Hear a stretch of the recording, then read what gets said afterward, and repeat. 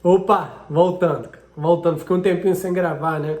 Data FIFA, cara, eu adoro, gosto de assistir, acompanho o máximo que eu posso, mas não gravei, cara, porque eu não me sinto preparado e com autoridade para falar de seleções, sabe? A não ser a seleção brasileira, que é o tema do vídeo aí, eu acompanho mesmo, procuro saber, mas as outras seleções eu não acompanho como eu acompanho os clubes, então não me sinto muito à vontade para falar, apesar de gostar muito das datas FIFA, sei que a maioria não gosta, inclusive, mas enfim, faz parte.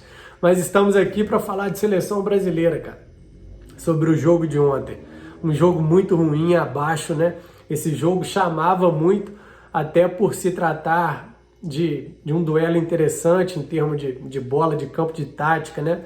Bielsa de um lado, Fernando Diniz do outro, técnicos super ousados. Então era um jogo assim muito interessante que eu estava ansioso para assistir, mas abaixo, cara, muito abaixo. As equipes não conseguiram criar quase que nada. Um jogo de perde e ganha a todo momento, mas uma vitória merecida do Uruguai, acho muito pela garra, pelo espírito, pela marcação.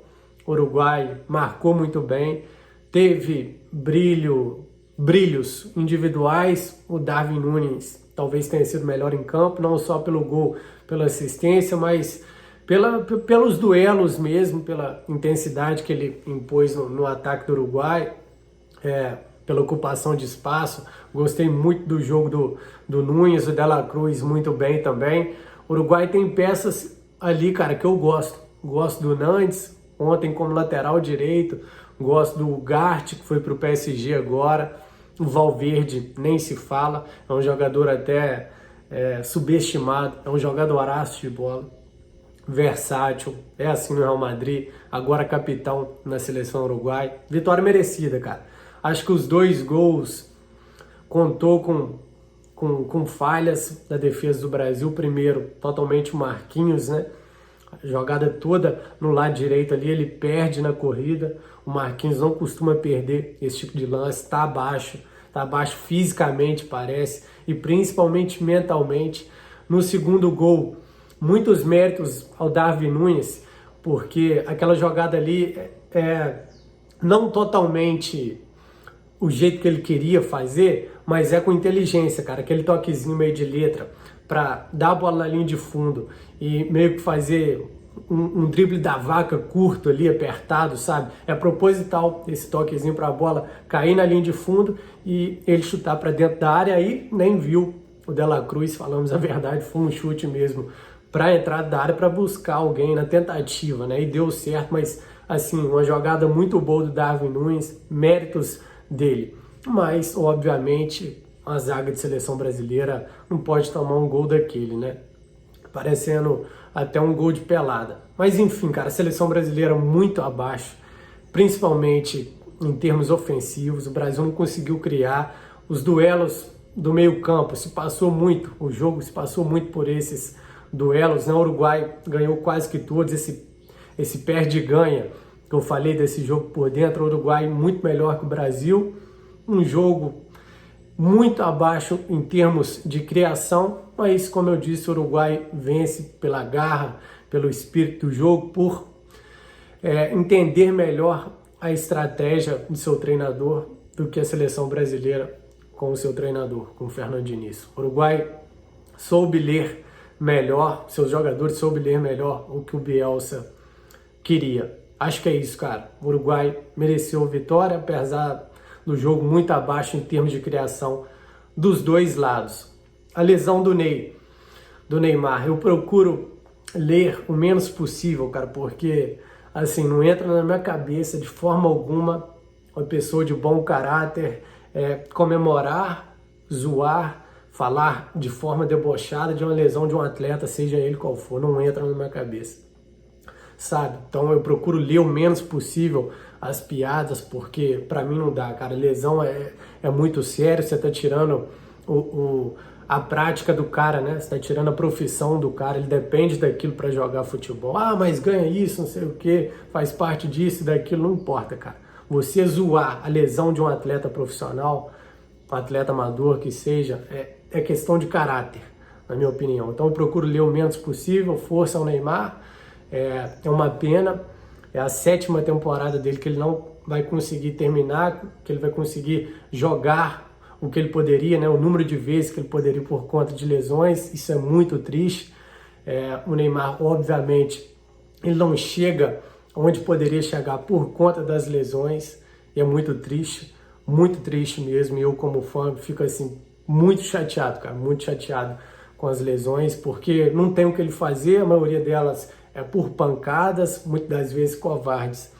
Então, tomara que não seja nada sério, que seja, por exemplo, como a lesão do Tiquinho, que a gente achou que fosse algo mais sério, mas conseguindo se recuperar, não precisando de cirurgia. Vamos ver, estou gravando esse vídeo de manhã, não sei da gravidade, se os médicos da seleção já divulgaram algum tipo de exame, não sei. Na parte da tarde, com certeza, vamos ter mais notícias.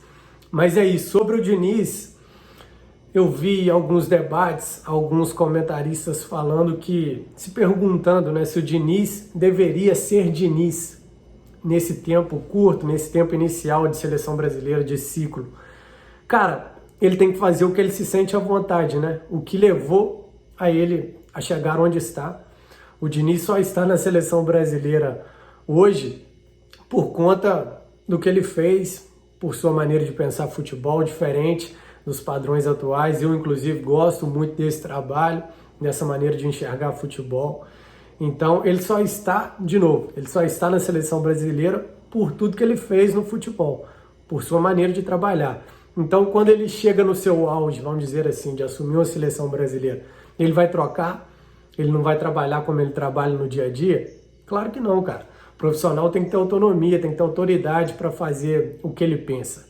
Porque, senão, eu tenho comigo que ele nem aceitaria o cargo, né? Então, essa dúvida, essa questão não tem que ser tratada ao Diniz. O Diniz não pode ser tanto Diniz nesse início de seleção brasileira. Na minha opinião, não. Essa dúvida, essa questão tem que ser tratada a quem contratou. A CBF, aos dirigentes, ao presidente da CBF, que traz um treinador falando que daqui a um ano vai ter outro treinador, e me assusta, cara, me assusta porque são maneiras completamente diferentes.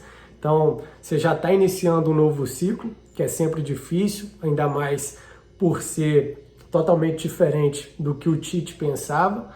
É uma ruptura, é uma adaptação que leva tempo, e você diz que esse trabalho vai durar um ano, e aí o nome anunciado pela CBF é o Ancelotti, que pensa totalmente diferente do Diniz, que pensa diferente do Tite. Então são processos totalmente diferentes, ruptura atrás de ruptura, e assim não entra na minha cabeça, sabe?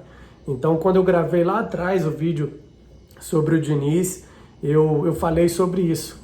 Cara, não tem lógica, sabe? Se o Ancelotti mesmo está certo, o nome do Diniz não tem lógica.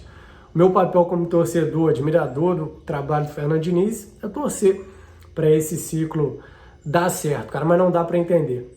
Não dá para entender se o Ancelotti estiver realmente certo, não dá para entender. Então, a minha questão é essa, cara. É da CBF, não do Diniz de implementar o seu jogo. Ele tá fazendo o seu trabalho, cara. Então, assim, esse questionamento tem que ser tratado direto à CBF, ao presidente da CBF. Inclusive, tem uma entrevista do presidente que ele fala que os modelos são parecidos, né? Aí é mais grave ainda ele falar que a maneira de pensar o futebol do Diniz com o Ancelotti são parecidas. Cara, difícil.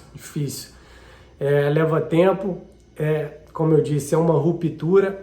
Se o presidente da CBF aposta no Diniz para o ciclo todo, pensando na Copa do Mundo 2026, eu não acho que era o momento. Mas se ele aposta nisso, eu entenderia, tudo bem, vamos acreditar. Vai ser um ciclo difícil, como está sendo, pela ruptura de modelos mesmo, pela adaptação dos atletas vindo da Europa, completamente diferente de seus clubes. É difícil, o Brasil está tendo dificuldade, mas é um ciclo todo, né? Mais um ano só, cara, vindo um treinador que pensa totalmente diferente, não dá para entender. A verdade é essa. E fechando aqui, de forma geral, a minha opinião, eu testaria, cara. Eu testaria alguns atletas ali. Eu acho que o Tiquinho Soares tem que ser testado. Douglas Luiz precisa voltar à seleção brasileira. Casemiro, Marquinhos, tá mal. Eu acho que chegou a hora de algumas mudanças, cara. Tem jogador pedindo passagem, talvez o Bruno Guimarães como primeiro volante. Eu acho que precisa de algumas mudanças, velho. Eu testaria alguns nomes.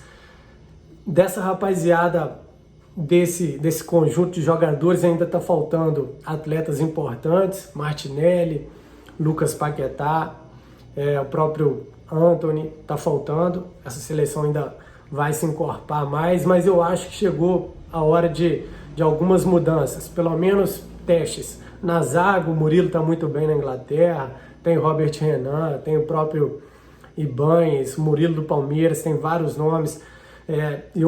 Eu acho realmente que chegou a hora de, em algumas posições ali, até pelo estilo e jogo do Fernando Diniz, trocar. Não sei o que vocês acham. Mas é isso, cara, acho que já falei demais. Muito obrigado, voltando com tudo aos vídeos aqui e até o próximo vídeo, cara. Muito obrigado, deixa a sua opinião aí, como sempre. Abração.